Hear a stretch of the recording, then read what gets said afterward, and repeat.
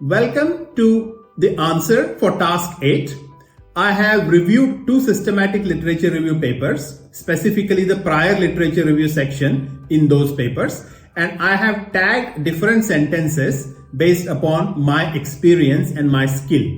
So the answer to that is there in the description of this video and also on my website vidypotdar.com. So do check that out, and I think by now you would have had enough experience and you would have learned a lot in terms of just one specific section of your systematic literature review paper.